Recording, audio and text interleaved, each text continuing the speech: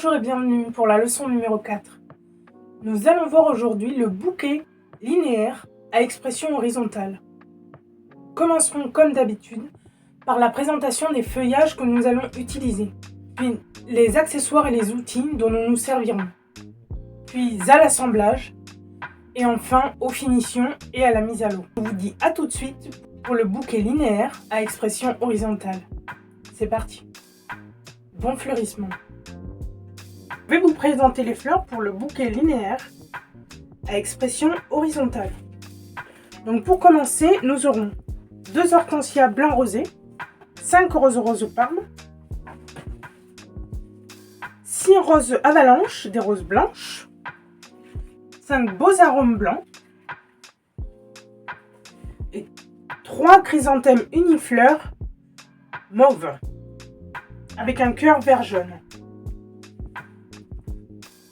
En feuillage, nous aurons besoin d'une petite botte d'eucalyptus parvifolia, de quelques feuilles de phormium et de quelques feuilles de xanadu.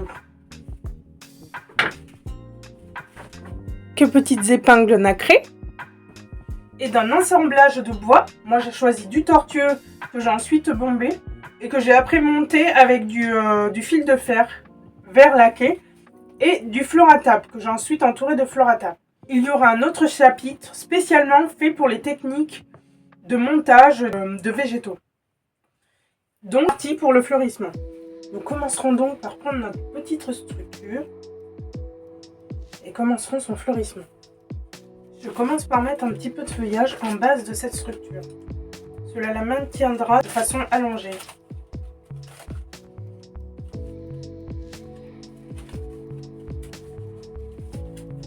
Cela la maintient donc comme ça.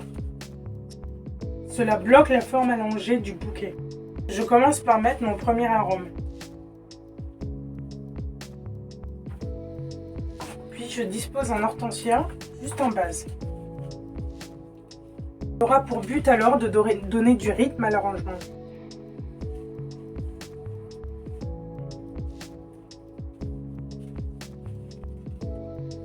Je mets le deuxième cala juste derrière le premier de cette manière. Il aura pour but alors de donner du rythme à l'arrangement. Je prévois le fait que mes fleurs iront sur le côté. Donc je dispose un petit peu d'eucalyptus parvifolia de part et d'autre du bouquet.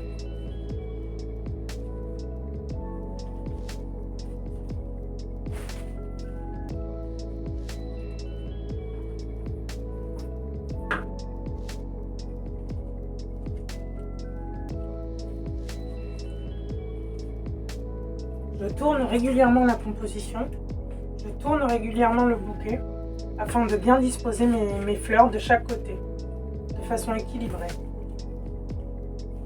J'utilise alors un équilibre asymétrique, comme d'habitude. Là, je remarque que mon cala tangue un petit peu, donc je rajoute un feuillage en base. Cela permettra de le caler afin qu'il ne bouge plus. Je dispose ma prochaine rose parme à côté des 3 autres.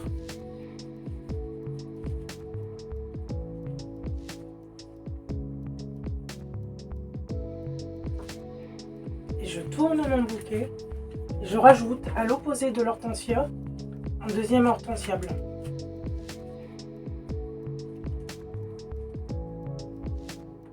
Je rajoute en plein centre une rose qui aura par la suite sa petite épingle en son cœur. Ce sera l'élément décoratif de mon point focal. Je rajoute alors mes calas de part et d'autre de l'arrangement.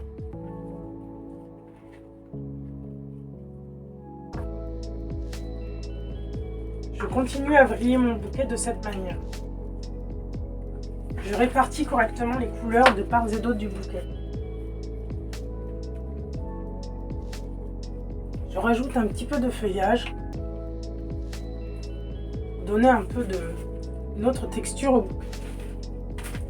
Donner un petit peu de... Il y a beaucoup de fleurs rondes, donc ça rajoute un petit peu un caractère un peu nerveux. vous mettrai à la fin de la formation un lip sync. De toute façon, vous avez le détail de tous des appellations des différentes matières en art floral.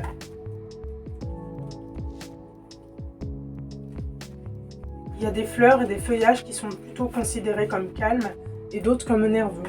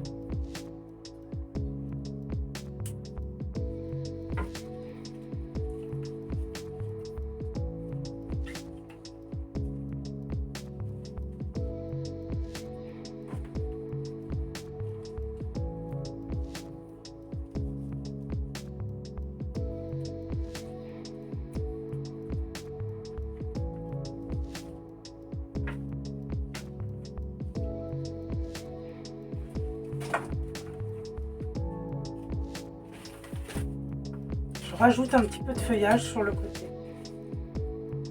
Vous voyez, le bouquet a du rythme.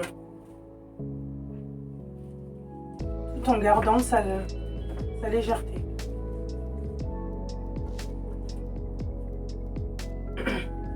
Du rythme, ça veut dire que les fleurs ne sont pas toutes au même niveau. Il y a des différences de hauteur.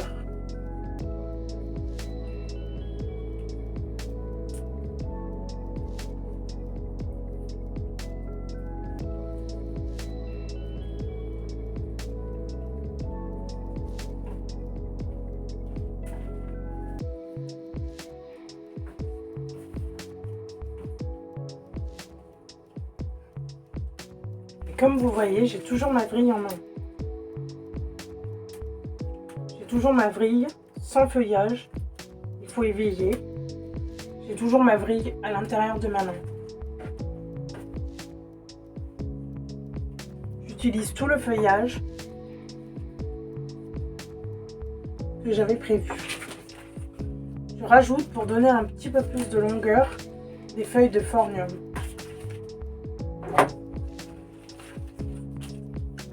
Je n'hésite pas à couper celles-ci si elles sont trop longues.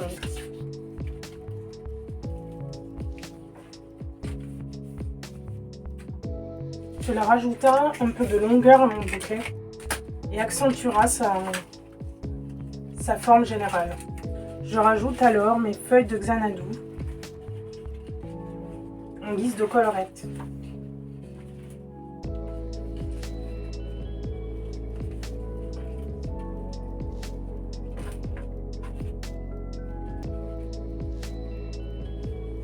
Je ferme mon bouquet avec quelques brins de raffia.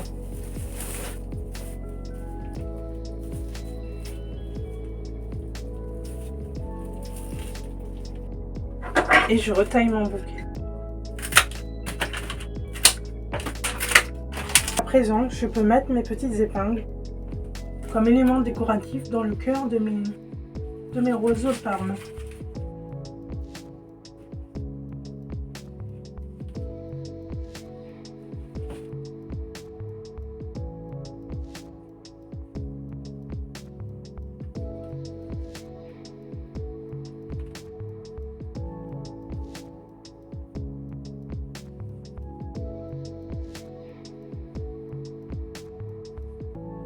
J'espère que vous avez apprécié cette leçon.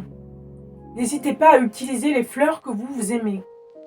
Moi, j'ai utilisé ces fleurs car elles me plaisent et ces feuillages également. Mais la chose à retenir, c'est qu'il faut travailler en longueur. Il faut étaler le bouquet dans sa longueur. Il faut que le bouquet soit le plus long possible, même avec des fleurs rondes. La vrille doit être toujours en main. Le maître mot est une main de fer dans un gant de velours. Passons maintenant à la leçon numéro 5, qui portera sur le bouquet linéaire à expression verticale également, non pas qu'avec des fleurs exotiques, mais avec des fleurs de différents biotopes. Soit bon fleurissement. À tout de suite.